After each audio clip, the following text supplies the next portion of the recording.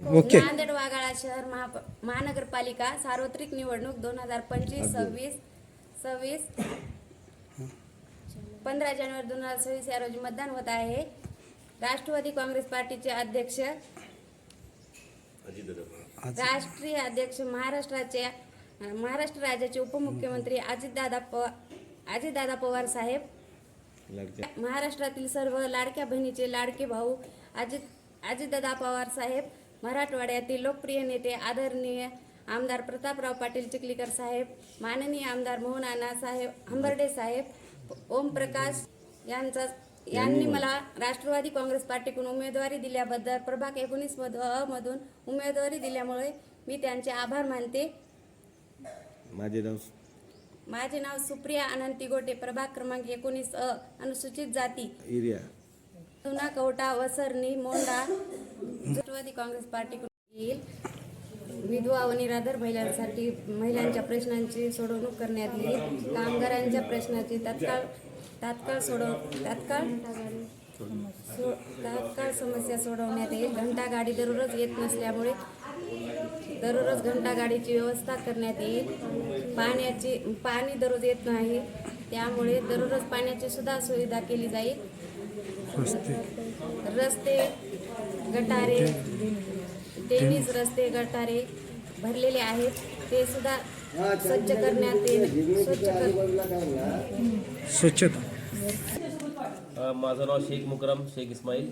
माझ्या मातोश्री या नांदेड वाघाळा शहर महानगरपालिका सार्वत्रिक निवडणूक 2025-26 येथील वसरणी, कवठा, सिडको, हडको येथील उमेदवार आहेत असलम शाहिदा बेगम.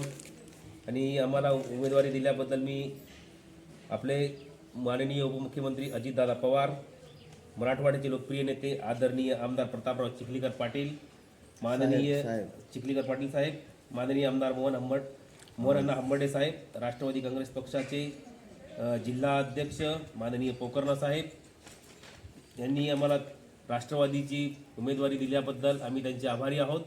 आणि आमचे चारही उमेदवार जे आहेत ते आहेत ओपन गटातनं SC गटातनं सुप्रिया अनंत तिगोटे, त्याच्यानंतर अक्षय दिगंबर मुकडे आणि सौ प्रियंका सुनील अनंतवार आणि माझ्या मातोश्री असलम शाहिदा बेगम यांना आपण प्रचंड बहुमतांनी विजयी करावे.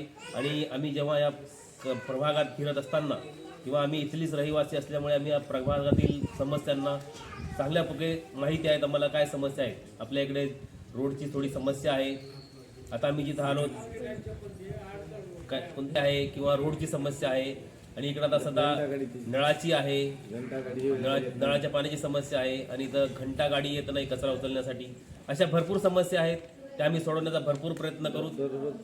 आता नळाच्या पाण्याचा प्रश्न तर आहे. आता मागील भीमवाडीमध्ये मागील 8-10 दिवसापासून पाण्याचा प्रश्न प्रलंबित आहे. म्हणजे तिथं नळ वगैरे 8 दिवसापासून पाणी आलं नाही. आता आपले जे जुने नगरसेवक जे आहेत लोकप्रतिनिधी त्यांना आपण निवडून दिलं, त्यांनी त्याच्याकडे कानाडोळा करत आपला प्रचार करण्यात बिझी होते. पण आम्ही ग्राउंड लेवलला राहून त्यांच्या समस्या सोडवण्याचा प्रयत्न केला आहे. येत्या 1-2 दिवसात त्यांच्या नळाला पाणी येण्याची पूर्ण आम्ही घेतलेली आहे. आता ग्राउंड लेवलवर काम करताना अशा ग्राउंड लेवलच्या कार्यकर्त्यांना आपण एक संधी आणि गडगंज पैसेवाल्यांना थोडं आपण त्यांना त्यांचा दाखवून द्यावं का गरीब माणसं काय करू शकते. त्याच्यासाठी गरीब उमेदवारांना संधी द्या आणि त्यांना प्रचंड मतांनी विजयी करा. धन्यवाद.